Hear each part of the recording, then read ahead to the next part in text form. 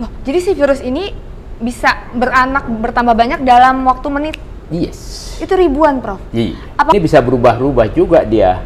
Tadinya dia sukanya di paru-paru, mungkin satu ketika dia suka di lambung. Wow. Si virus masih ada bergentayangan di sekitar kita. Faktanya sekarang anak-anak banyak yang terkena virus. Justru banyak ya, Prof? Iya. Dia Jangan sampai tidak dianggap nggak ada. habis. Nggak habis, Prof? Belum habis. Dan mungkin masih puluhan tahun lagi baru habis.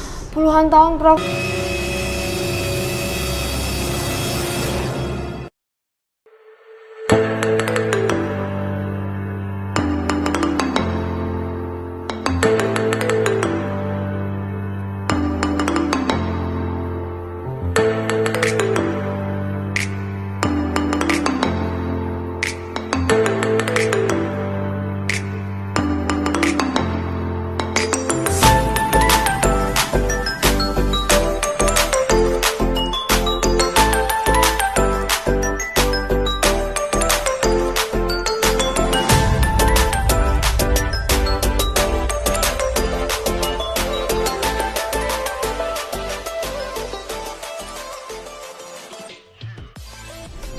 Hai guys, welcome back to Diary of Intan sama Dina. Kali ini sesi Intalk.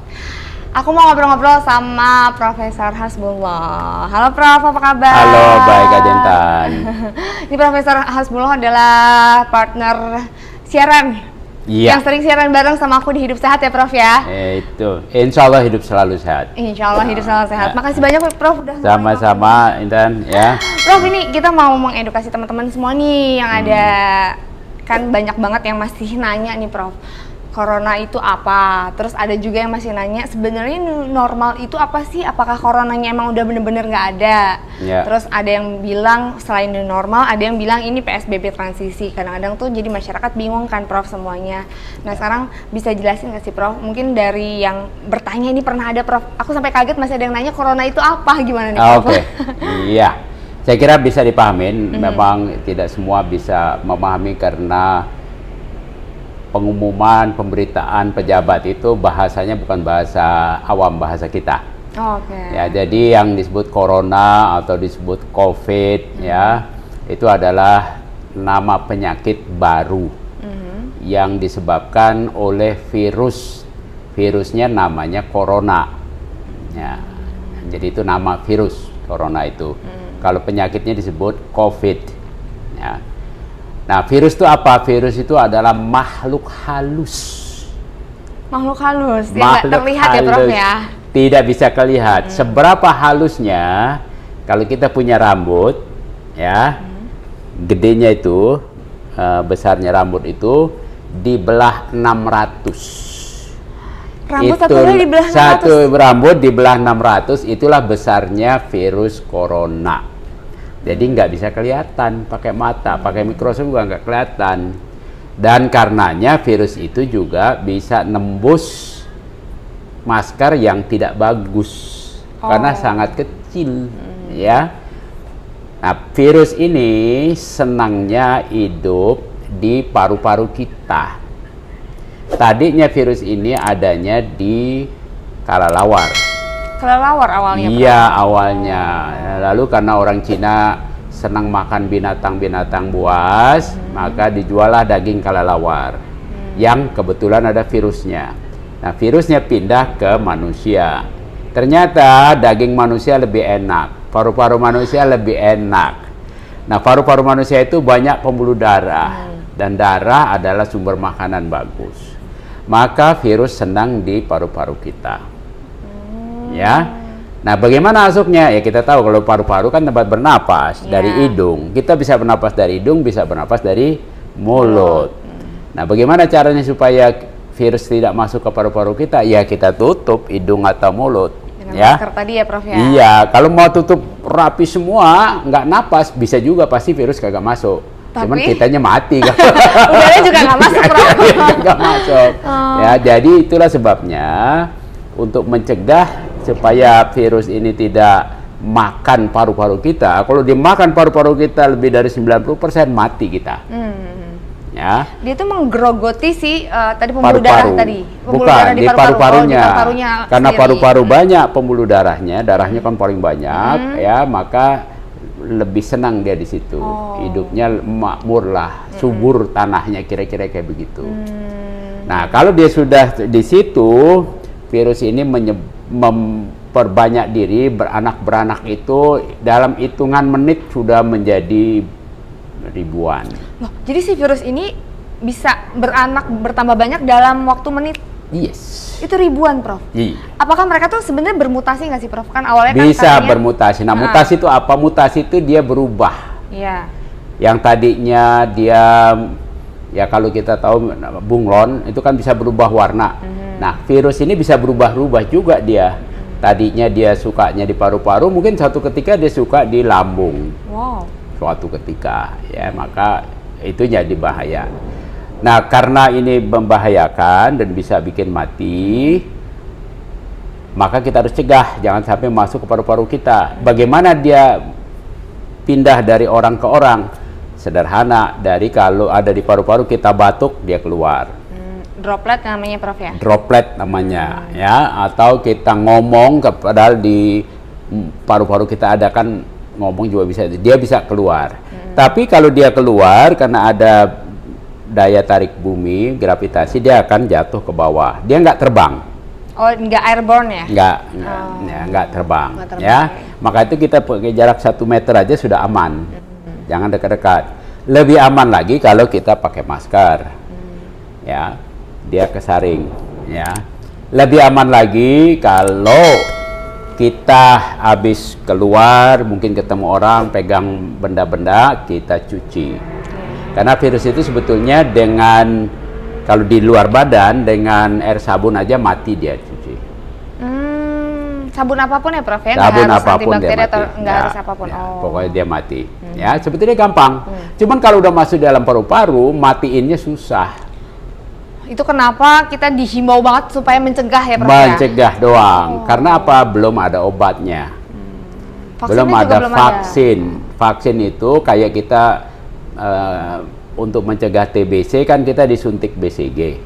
Itu vaksin namanya. Oke. Kalau kita sudah disuntik, maka badan kita jadi kuat. Nah, suntikan vaksin itu tujuannya untuk melatih tubuh kita. Di dalam tubuh kita itu ada tentara-tentara sebetulnya yang sudah disiapkan oleh Tuhan, ya. Dan tentara kita kalau ketemu musuh yang belum dia kenal, dia nggak sangka itu musuh, jadi dia biarin masuk. Oh. Nah, karena virus corona ini barang baru, si tentara dalam tubuh belum kenal ini, jadi dibiarin lewat.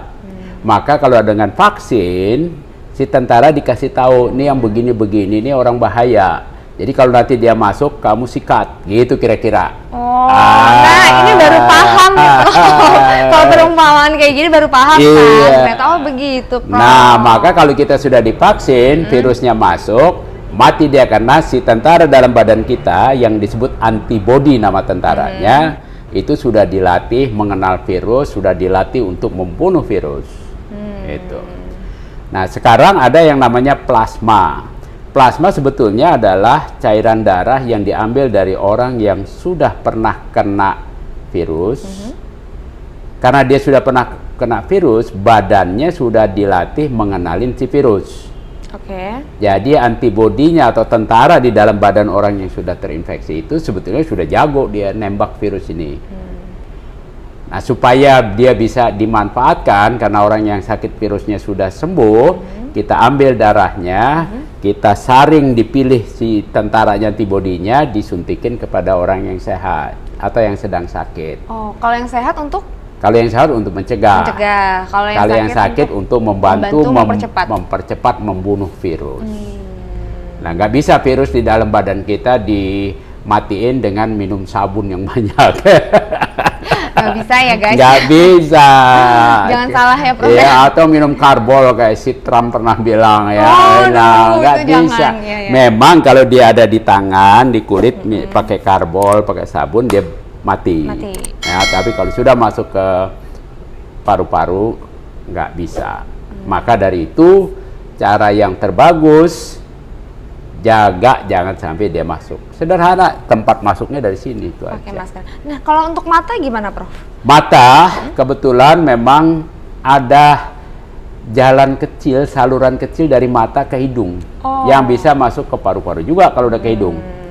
Ingat kalau kita nangis, Oh iya. kan ada air keluar dari hidung Iya, juga. betul. Terus kalau bisa Itu tes mata, iya, kalau ada rasa-rasa yang masuk ada ke hidung masuk mulut ke kan. Oh hidung. iya. Jadi kalau dia kena ke mata, maka bisa jadi dia ikut aliran tadi masuk ke paru-paru melalui jaluran dari mata ke hidung, hidung baru ke paru-paru. Oh, itu dia kenapa kita juga harus ngelindungin mata ya, Prof ya. Betul. Tapi perlu nggak sih, Prof, pakai kacamata yang sekarang itu loh yang Pakai kacamata mengurangi Iya. resiko ya? Mengurangin resiko. Oh, jadi nggak masalah ya, Prof ya, asalkan nggak usah. Makanya sekarang banyak pakai namanya face shield, ya, atau ya pakai bukan masker, apa namanya, pelindung pakai plastik itu membantu.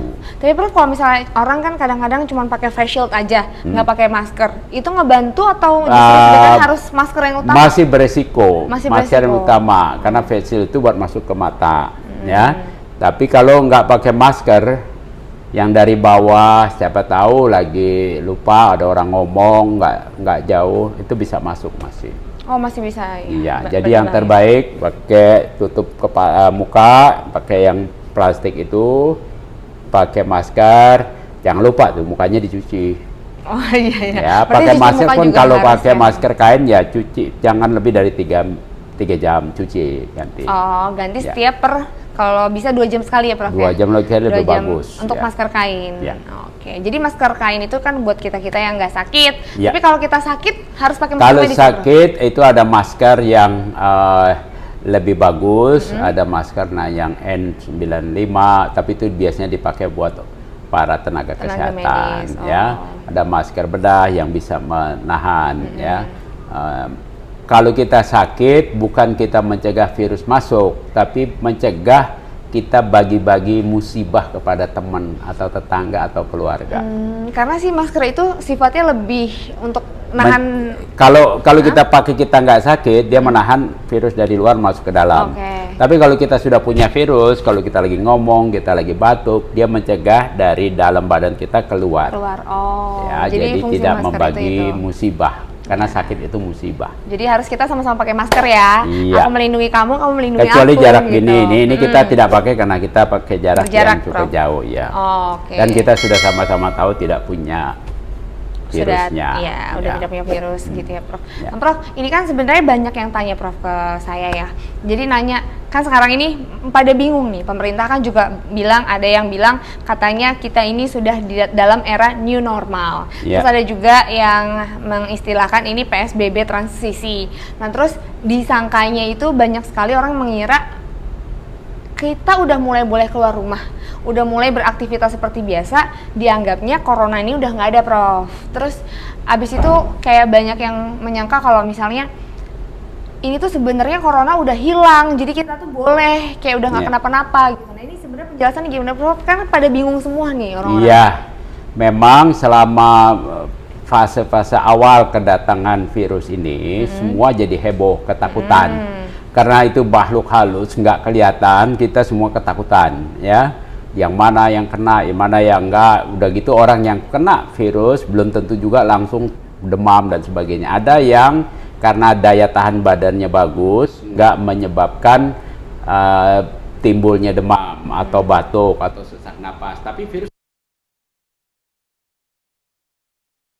sehingga semua heboh, tidak boleh keluar rumah, kerjalah di dalam rumah, bahkan di negara lain nggak boleh sama sekali keluar rumah. Itu lockdown ya, Prof? Namanya lockdown, karantina. Pokoknya lu ditutup, diam di situ. Zaman Nabi Muhammad juga dulu begitu juga. Pada waktu ada wabah, taun namanya, juga nggak boleh keluar, dan yang di luar nggak boleh masuk. Nah, itu keadaan kagak normal.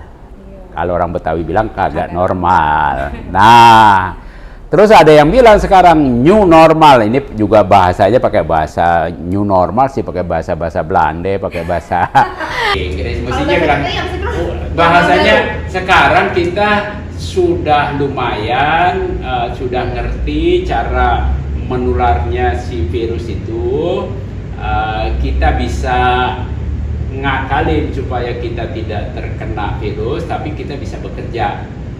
Nah, jadi kita kembali boleh bekerja, itu namanya balik kayak hidup normal lagi.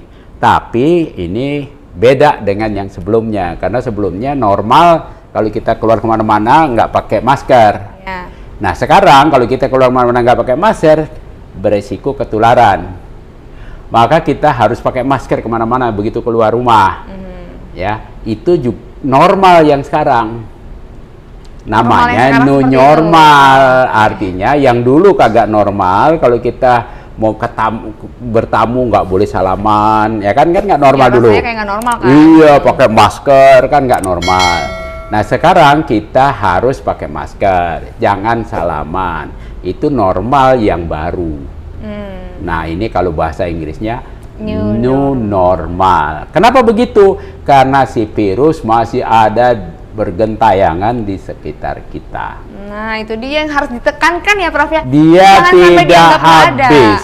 Nggak habis. Belum habis, dan mungkin masih puluhan tahun lagi baru habis. Puluhan tahun, Prof. Jadi kita bakal kayak gini terus puluhan tahun. Kalau ada vaksinnya, kita divaksinasi, suntik. Oke. Kalau kita udah disuntik, tadi saya bilang kalau orang udah disuntik ada tentara-tentara namanya antibodi yang bisa ngelawan virus kalau masuk. Nah, jadi nanti kalau vaksin sudah ada, kita nggak pakai masker nggak apa-apa, tapi harus suntik. Oh, tapi sama berarti kayak sekarang orang supaya nggak kena TBC suntik BCG. Vaksin BCG, imunisasi namanya. Iya.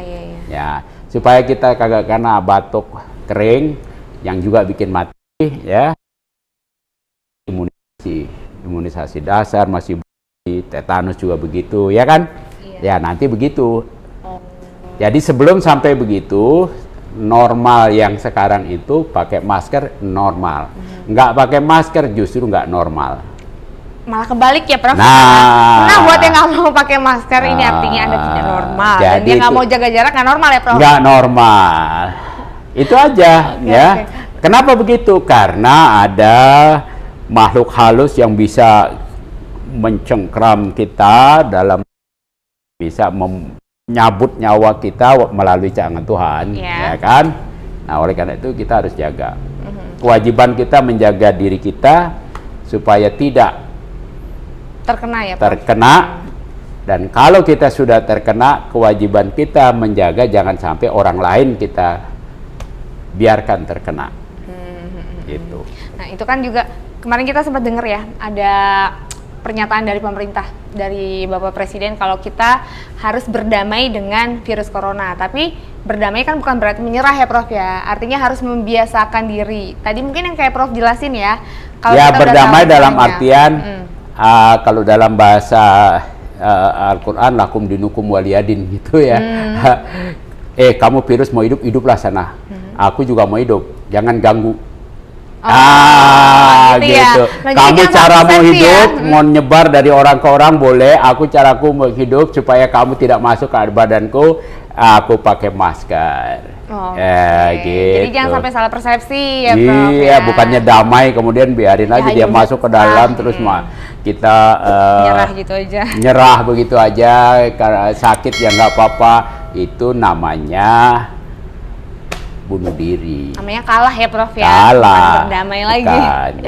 Nah, Prof, ini kan sekarang juga udah mulai banyak kegiatan yang udah dilakuin. Yang tadi Prof bilang kerja. Ya. Mungkin masih sistemnya masih shift-shiftan sekarang, Prof. Ya. Terus kalau untuk masalah sholat Jumat juga, Prof. Ya. Sholat Jumat kan udah mulai dibolehin di masjid. Boleh. Nah, ini gimana sih, Prof, caranya supaya kita tetap aman? Maksudnya tips-tips dari Prof yang buat masih keluar rumah atau sekarang mau udah buka, Prof. Iya.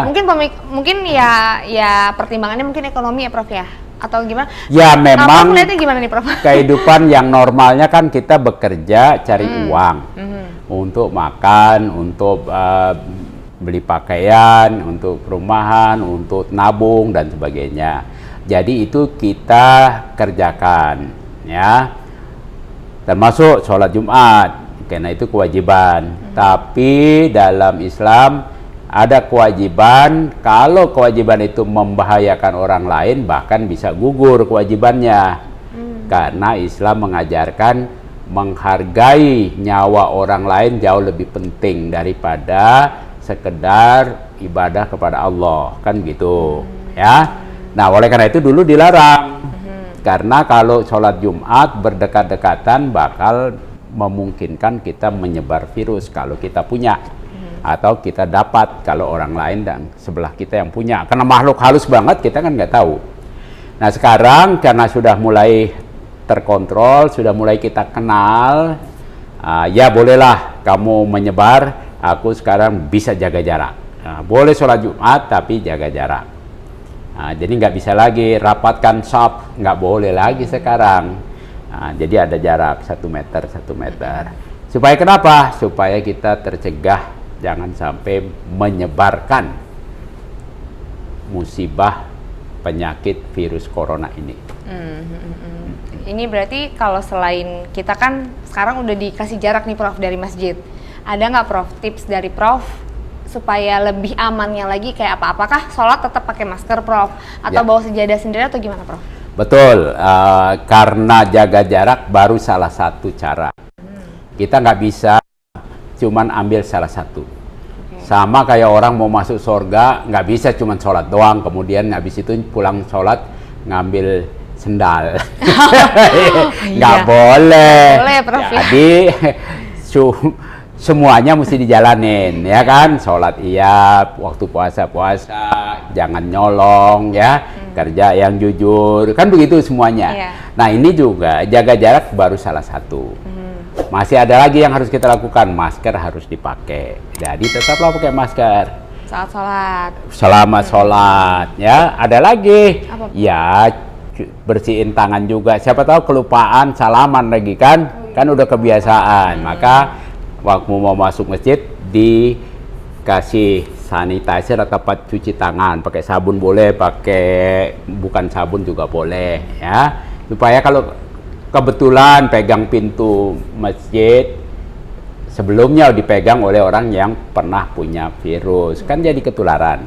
Nah, menjaga diri supaya tidak sakit itu juga merupakan kewajiban dalam hukum Islam. Kita menjaga diri jangan sampai menyakiti diri kita atau orang lain. Nah, jadi nggak cukup cuma jaga jarak, ada hal-hal lain. Bawa sejadah sendiri itu yang terbaik. Karena kalau kita sholat di masjid, siapa tahu sebelum kita yang sholat di situ pernah punya virus dalam badannya. OTG juga bisa ya Prof ya? Iya, Tahu dia kagak OTG? ada. Ya OTG orang tanpa gejala.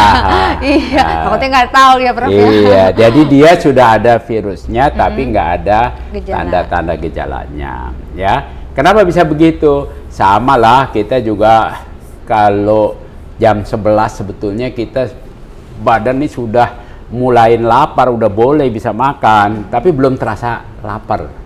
Belum ada gejala kita lapar. Tapi lambung kita udah kosong, udah bisa terima makanan. Kan belum ada rasa lapar tuh, baru jam 11 karena biasanya makan jam 12. Giliran mau pergi mau sholat Jumat makan dulu kan bisa gitu. Kira-kira kayak begitu juga, badan kita sudah ada virus tapi virusnya belum menimbulkan gejala. Tapi dia sudah bisa keluar nularin orang lain.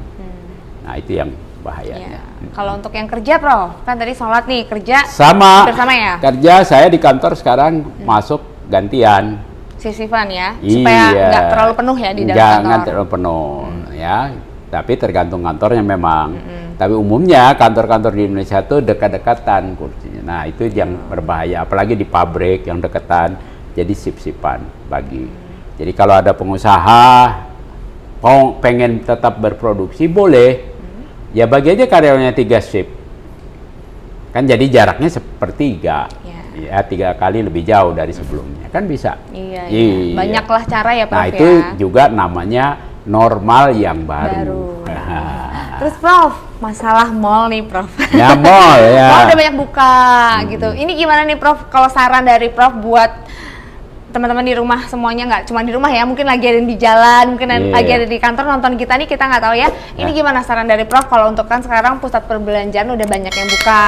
Iya, karena Kafe-kafe juga ya, Prof? kalau teman saya bilang itu kalau istrinya lagi cemberut aja ngambek, gampang bawa ke mall baik. Iya, Prof ya. Jadi mall perlu dibuka, kalau nggak nanti banyak Susah, panjang marahnya banyak Prof, ya. yang gitu dibuka ya. Tetapi sama kayak sholat Jumat tadi, boleh dibuka, boleh belanja, tetap jaga jarak. Nah sekarang bahkan ada mall-mall yang sudah canggih, masuk juga cuci tangan dulu, diperiksa suhunya. Cuci tangan juga nggak pakai dipencet-pencet begitu, karena itu bisa menularkan. Jadi pakai sensor. Oh, yang otomatis ini itu aja ya. otomatis sudah cuci, karena itu akan membunuh virus. Siapa tahu di dalam waktu belanja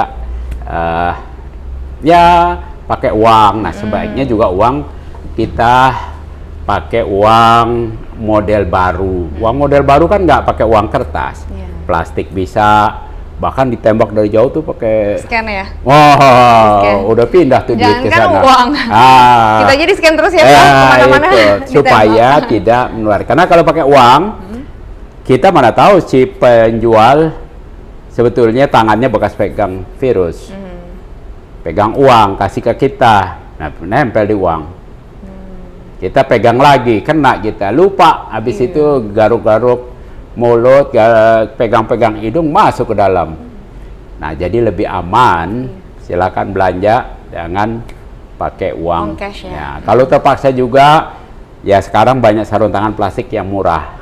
Nah, ya kan? Itu nggak apa-apa ya? Pakai aja itu, karena begitu selesai dari situ, buang. Iya, jangan lupa dibuang ya. Ya. Tapi kadang-kadang tuh anehnya, Prof, orang-orang itu kadang-kadang banyak yang kayak misalnya sarung tangan plastik nih, Prof, dipakai. Oh sayang masih baru sekali pakai, disimpan dulu. Terus dipakai lagi walaupun dalamnya yang dipakai, tapi kan tetap aja, Prof, ya luarnya. Ya, jadi itu namanya efisiensi.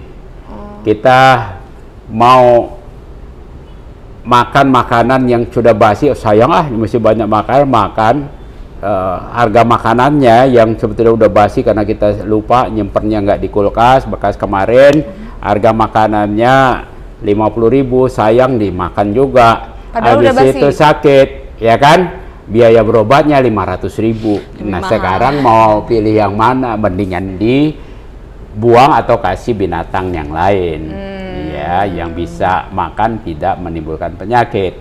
Jadi ada prinsip namanya mencegah lebih baik, gitu, ya. Ini perumpamaan yang sama ya, Prof. Iya, jangan sayang-sayang uang lah, sarung berapa ribu gitu, tapi begitu jadi kena, lah kalau nyawa melayang berapa juta, berapa miliar, ya kan? Iya, benar-benar. Nah, itu. Ini juga perlu ya, Prof, ya, kayak misalnya kita saling peduli satu sama lain. Mungkin kita tahu tetangga kita ada yang kurang mampu, atau mungkin kan sekarang banyak, Prof, yang kena dampak PHK, kehilangan kerjaan. Mungkin semuanya pusing juga nih, Prof, gimana caranya ngelindungin diri tapi uang pas-pasan. Bisa mungkin kayak ini ya, Prof, ya, kayak saling melengkapi satu sama lain juga ya. Ya, kalau itu kita sudah diajarin, agama manapun selalu mengajarkan tolonglah orang yang sedang membutuhkan. Ya, kalau kita ada kelebihan, ya bagilah tetangga, ya, karena itu adalah investasi akhirat. Ya, belajarlah dari semut gotong royong terus. Masa kita yang otaknya segede gede kagak mau mikir, semut otaknya segede kecil, dia saling gotong royong, ya, bersama-sama untuk hidup bersama. Begitu juga kita. Jadi kalau ada tetangga yang kena PHK, ya kalau perlu kita kasih makan tiap hari, kalau ya, kita gantian mampu ya, Prof, kalau ya. kita mampu. Kalau dia tidak bisa punya masker, kita kasih masker, ya. Kita bisa juga kasih pekerjaan kalau kita punya, gitu. Pokoknya yang penting bersama-sama jaga, gitu ya. Karena ini adalah merupakan bencana sekaligus merupakan pengingat kepada kita, pengingat bahwa kita hidup tidak sendiri. Janganlah egois, ya. Kita hidup bersama-sama. Kesalahan kita menyebabkan orang lain merugi. Ya, misalnya nih saya sakit, Intan kagak sakit, saya nggak pedulian, deket-deket biarin aja lah. Ya, Intan kena sakit, berobat, kebetulan nggak ditanggung lagi sama asuransi sama negara, kan mahal bayarnya. Kalaupun ditanggung kan ongkosnya nggak ditanggung juga, ya kan? kan nyusahin orang lain. Nah, itu tidak boleh. Iya. Nah, jadi dengan begini kita belajar, yuk kita punya kepentingan diri, tapi juga kita harus jaga kepentingan bersama. Sebab suatu ketika kita juga bisa jadi korban. Iya. Kan kita juga nggak suka. Kalau kita nggak suka jadi korban, ya jangan membuat orang lain jadi korban. Iya. Dan juga sekarang kita diajarin untuk nggak egois ya Prof ya kan. Betul. Waktu dulu kan kayaknya, waktu yang awal-awal Prof kita masih pada panik, Ya. semua dibeli ini Prof yang sekiranya bisa ngelindungin kita. Tapi kadang-kadang orang tuh lupa kalau orang lain yang nggak punya alat pelindung, mereka sakit, kita juga sakit. Kita butuh orang lain buat sehat juga, buat kita sehat Betul. ya kan Prof ya. Ya. Nah Ya. Prof, kalau untuk masalah sekolah, ini terakhir nih Prof, untuk masalah sekolah. Sekolah, anak-anak sekolah katanya udah mulai ada desas-desus mau mulai sekolah, walaupun mungkin nanti akan diatur jamnya. Itu kalau menurut Prof seperti apa? Apakah Prof setuju atau gimana sih Prof? Kalau Baiknya sekolah sekarang? SMA ke atas saya kira sudah bisa dimulain dengan juga kembali di kelas jaga jarak. Ya bisa saja gantian lagi, ya nggak bisa sama supaya ada jarak. Kalau SMA ke atas sudah bisa memahami, sudah bisa lebih kontrol diri. Tapi kalau SMP ke bawah saya khawatir masih belum cukup matang untuk bisa selalu kontrol diri. Ya, belajar disiplin memang lebih baik pada waktu masih anak-anak. Tetapi pada anak-anak, apalagi SD atau TK, sering juga lupa untuk itu. Ya, maka lebih baik mereka yang umurnya belum cukup dewasa karena juga badannya belum cukup mempunyai antibodi yang kuat, lebih baik belajar di rumah. Ya, itu yang terbaik. Oke. Kalaupun harus ke sekolah, harus dipastikan jaraknya tetap aman, selalu pakai masker, dan cuci tangan, cuci badan pulang sekolah, cuci pakaiannya supaya kuman-kuman atau virus-virus yang menyangkut di tubuh atau di baju itu bisa dimatikan. Ya. Tapi berarti ini anggapan yang katanya ada anak kecil itu salah satu yang nggak gampang kena COVID karena imunnya masih bagus, itu nggak benar juga ya Prof ya ternyata. Kan faktanya sekarang anak-anak banyak yang terkena virus. Justru banyak ya Prof? Iya. Sampai angka kematian juga ada? Kematian juga. Karena COVID? Iya. Wow, ini harus diperhatiin ya teman-teman yang udah punya anak. Memang atau adik, dibandingkan pada anak-anak umur usia sekolah itu apalagi SMA ke atas imunnya bagus. Pada anak balita imun sistemnya, daya tahan tubuhnya tidak bagus. Ya. Tapi bukan berarti dia kebal. Hanya perlu dosis lebih gede. Kalau pada lansia virusnya 1000 masuk sudah bisa bikin sakit, pada anak-anak yang remaja mungkin perlu 5000 baru bikin sakit gitu. Berarti bukan berarti mereka kebal ya? Nggak ada yang kebal. Oke Prof, makasih. Sekarang Prof, boleh kasih tips ya Prof untuk ngadepin yang kehidupan yang sekarang nih Prof dengan peraturan-peraturan yang ada, tapi COVID yang masih ada ternyata di mana-mana, ini gimana? Ya, saya kira buat para penonton ini, manusia itu diciptakan Tuhan mempunyai kemampuan adaptasi, kemampuan berubah perilakunya, ya. Jadi jangan menganggap susah, nggak ada yang susah. Yang penting ada niat, kita jaga diri, niat kita jaga orang lain jangan terkena penyakit. Insya Allah kalau kita jalanin peraturan yang sudah dibuat oleh pemerintah yang tadi kita sebutin, pakai masker, jaga jarak, jaga kebersihan tubuh, olahraga setiap hari 30 menit bagus, kalau bisa lebih dari itu lebih bagus, makan yang baik, jadi ada protein itu apa? Ya telur, tahu, tempe yang cukup banyak, dan buah mengandung mineral dan vitamin. Insya Allah badan kita bagus. Kalaupun secara tidak bisa disengaja atau tidak disadarin virus masuk dalam jumlah kecil, bisa dilawan oleh tubuh yang besar, yang daya tahannya bagus. Jadi itu adalah cara kita berlapis-lapis mencegah supaya virus corona tidak menyebabkan kita sakit dan kehilangan produktivitas. Jangan salah, kalau kita sakit bukan hanya soal rasa badan tidak enak, tapi kita tidak bisa belajar, kita tidak bisa bekerja, kita tidak bisa mencari uang, kita tidak bisa menikmati kehidupan yang sehat. Jaga diri, orang lain tidak bisa jaga diri kita, hanya kita yang bisa menjaga diri sendiri. Pegang itu. Wow, keren Prof. Makasih banyak Prof. Sama-sama. Memang benar ya Prof, ini terbaik deh. Prof, makasih banyak Prof. Sama-sama. Ngobrol-ngobrolnya. Jangan lupa terus ikutin dari Of Intan sama Dina. Makasih banyak Prof. Oke. Bye.